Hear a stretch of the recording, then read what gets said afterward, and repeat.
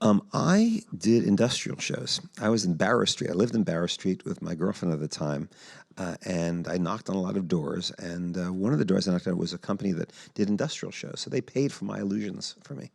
Before that, I did a musical comedy in Chicago. I sang, which I can't sing, and I did that. You did for a the year. Magic. Magic Man, it was Yeah. called, because Doug Henning had this gigantic success here on Broadway, and they kind of copied that show, even though it was written before, in a show in Chicago called The Magic Man.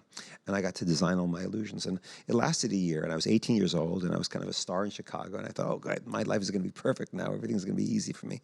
And of course, it doesn't work that way. I come back here to New York, and nobody, gave a damn about me. So I knocked on doors, So after the success in Chicago, I had nothing.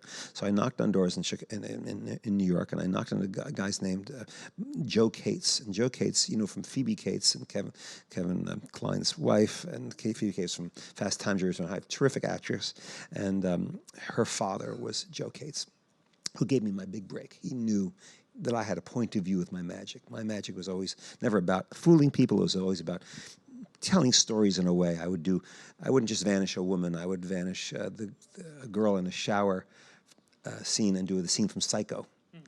I would do a Keystone Cop number based on the, old Keystone Cop movies. I would do MGM musical, dancing with a girl cut in 3 pieces. It's doing as a date with a magician, like an MGM musical. So it all had kind of context. It was never, just doing magic for magic's sake. You were an entertainer.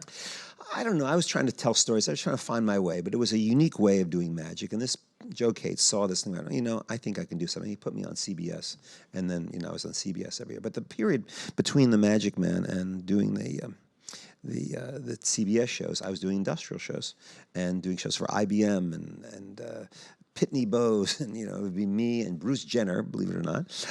He would be speaking because he was an American hero, and in a way still is.